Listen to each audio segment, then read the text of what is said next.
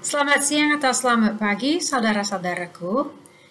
Ini topik yang terakhir yang kita akan pelajari bersama-sama pada semester ini, yaitu perdamaian.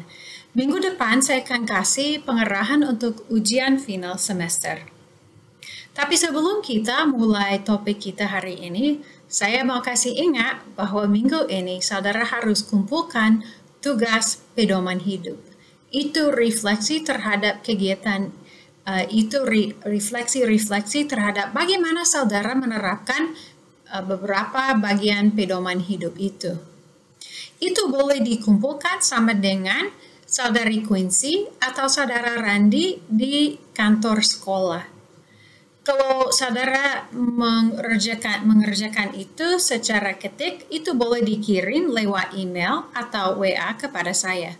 Saya minta saudara, seandainya itu dituliskan dengan tulisan tangan, tolong jangan itu difoto dan dikirim kepada saya lewat email atau WA, karena itu sangat susah dibaca.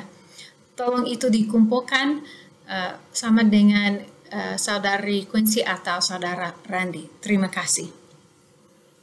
Apabila bergantung kepadamu, perdamaian.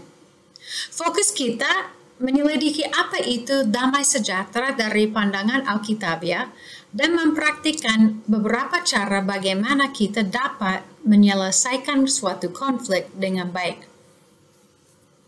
Coba bayangkan bahwa saudara mau masuk kamarmu di asrama atau di kos. Tapi sebelum masuk, saudara sudah dengar suara-suara yang sangat keras. Ada orang seperti mereka marah sekali. Pelan-pelan saudara masuk kamarmu. Lihat bahwa teman-teman sekamarmu sedang bertengkar. Mereka pakai kata-kata yang sangat tidak baik. Mereka memaki satu dengan yang lain. Dan mereka juga marah dan suara mereka sampai kedengaran orang lain. Saudara bingung kenapa mereka bertengkar.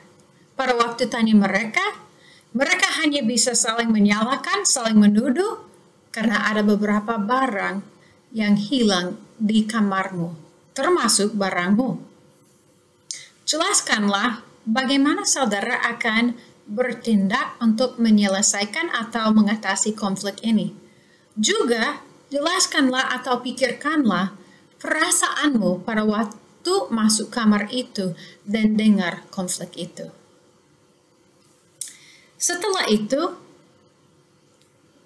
bacakan dengan angkat suara kepada orang yang ada di kamarmu atau kepada diri sendiri, Roma pasal 12 ayat yang ke-18. Dan menjawab pertanyaan ini, apa yang merupakan tanggung jawab kita kalau ada konflik dengan orang? Perhatikanlah penjelasan singkat tentang perdamaian. Semester lalu kita belajar bahwa ada 7 tanda kerajaan Allah yang dapat ditemukan dalam Perjanjian Lama dan Perjanjian Baru, khususnya di kitab Yesaya dan pengajaran Yesus.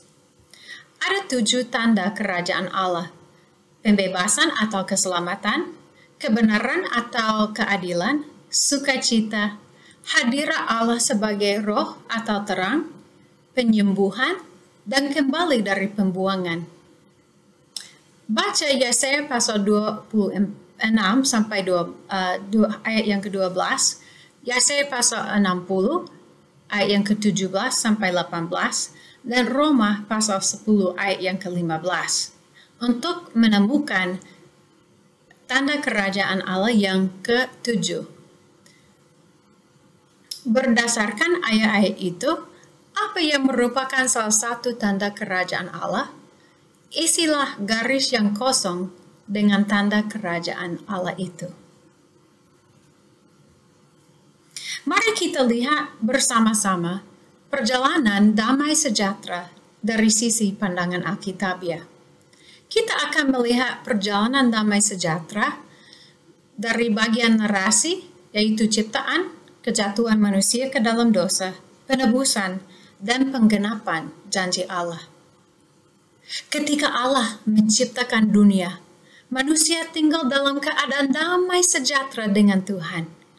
Akan tetapi, ketika manusia melanggar perintah Tuhan dan mempermalukan Tuhan, damai sejahtera itu hilang dan manusia tinggal dalam permusuhan dengan Tuhan dan dengan sesamanya.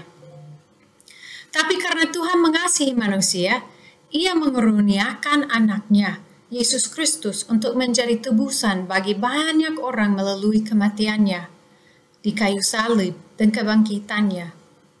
Melalui kebangkitannya dan kematiannya, Yesus mendamaikan orang berdosa dengan Tuhan, dan melalui Roh Kudus memampukan mereka untuk membawa damai sejahtera dalam lingkungan mereka. Damai sejahtera yang sempurna akan datang pada waktu kedatangan Yesus yang kedua kalinya. Dalam hidup kekal, pengikut Yesus akan hidup dalam damai untuk selama-lamanya. Lihat ulang pernyataan itu, cerita itu dalam detak saudara. Dan pikirkanlah bagaimana saudara bisa membuat gerakan yang sesuai dengan cerita itu. Coba membuat dan coba menjelaskan cerita itu kepada orang lain dengan pemakaian gerakan yang saudara buat. Jadi, seseorang yang mengaku bahwa mereka adalah anak Allah, haruslah ia mempraktikkan perdamaian. Berbahagialah orang yang membawa damai, karena mereka akan disebut anak-anak Allah. Itu Matius pasal 5 ayat yang ke-9. Sekarang kita akan melihat salah satu pengajaran Yesus tentang bagaimana kita bisa menyelesaikan konflik. Tolong bacakan Matius pasal 5 ayat yang ke-21 sampai 26. Maksudnya dengan angkat suara. Kalau sempat untuk mendiskusikan bagian firman Tuhan dengan teman sekelas, silakan. Apa yang merupakan lingkaran setan di sini? Yaitu masalah dasar yang seseorang membiarkan untuk memerangkap mereka.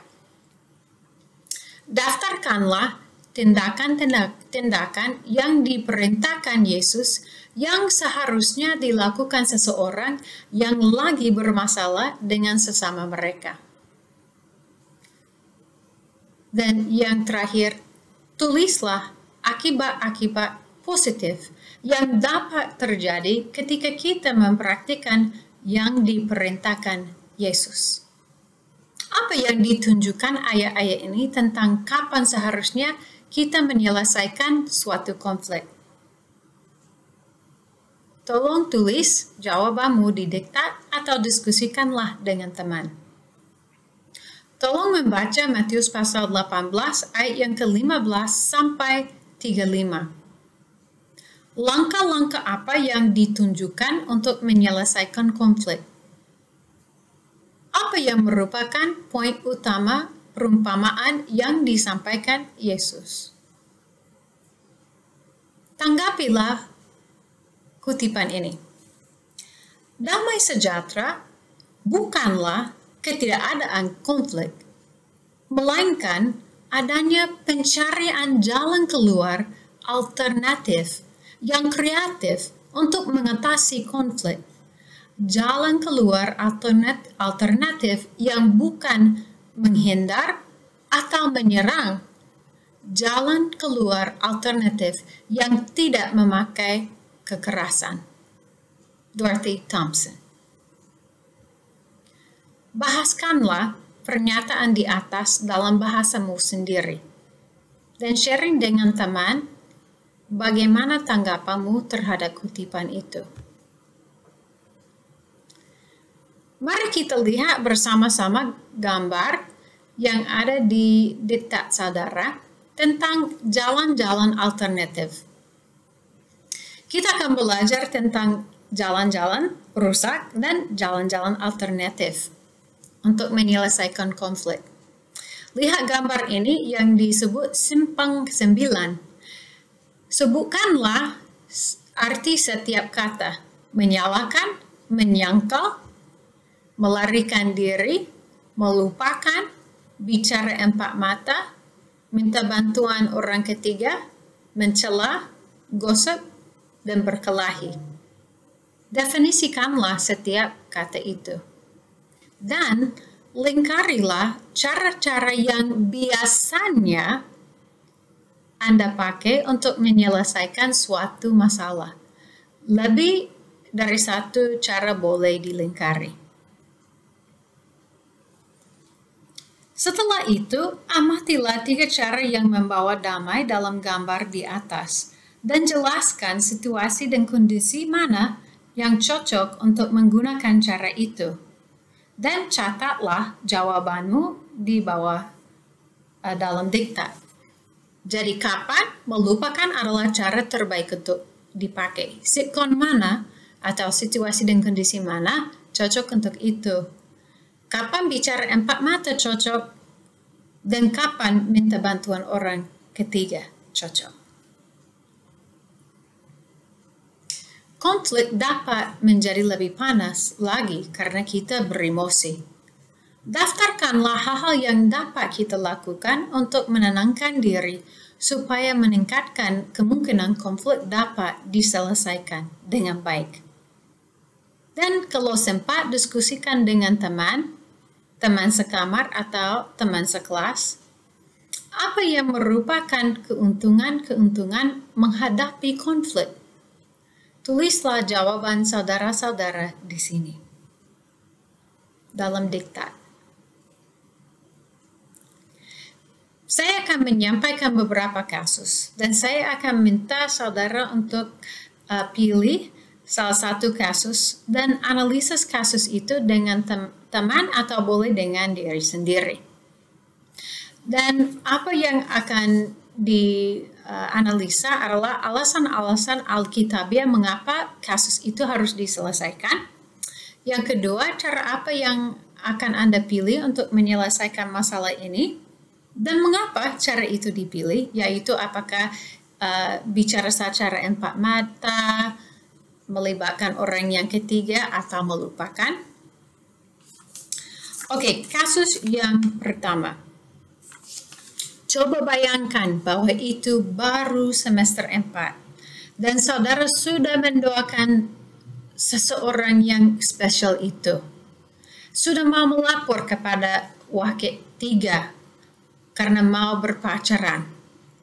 Akan tetapi, kamu punya teman yang juga suka sama dengan orang itu dan mereka cemburu. Dan mereka mengancam bahwa mereka akan melapor kalian kepada wakil yang ketiga karena melanggar peraturan sekolah, padahal saudara dan orang itu tidak pernah melanggar peraturan sekolah terhadap peraturan berpacaran. Bagaimana saudara akan menyelesaikan konflik itu? Dan kasus yang kedua, saudara berasal dari suku tertentu di mana ada pengertian dengan orang kalau tinggal bersama-sama dengan seseorang bahwa kalau pinjam barang tidak usah minta izin dulu, dipinjam saja. Akan tetapi teman sekamarmu berasal dari suku lain di mana pengertian mereka adalah tidak boleh pinjam barang orang tanpa minta izin dulu. Ini sering menjadi titik tolak konflik di kamarmu. Bagaimana saudara akan menyelesaikan konflik itu? Jadi itu 2 kasus yang sederhana yang mungkin akan terjadi di kampus. Nah, sekarang pikirkanlah salah satu konflik yang sedang Anda alami atau yang pernah Anda alami. Dan pakailah gambar 3 pohon atau gambar sirip ikan hiu dan menganalisa respons biasa Anda ketika bermasalah dengan orang lain.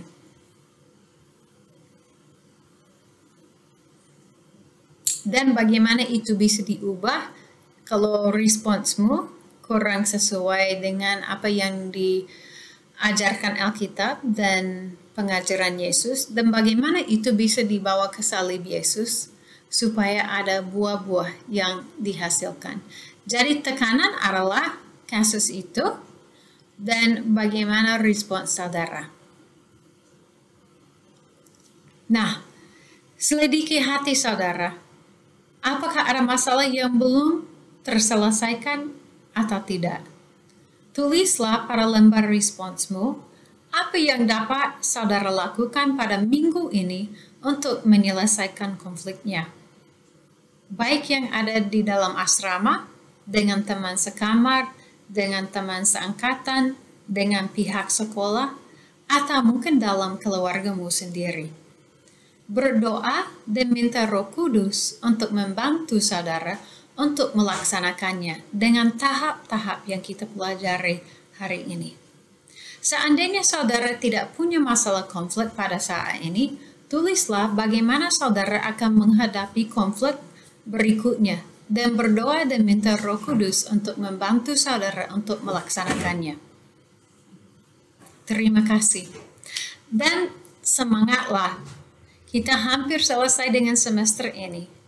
Dan saya berharap ada banyak yang dipelajari walaupun kita harus pakai cara yang berbeda. Dan saya berharap bahwa saudara-saudara tetap bergantung kepada Tuhan. Dan jangan lupa, minggu depan kita akan bahas pengerahan untuk ujian akhir semester, supaya saudara semua bisa berhasil. Tuhan memberkati.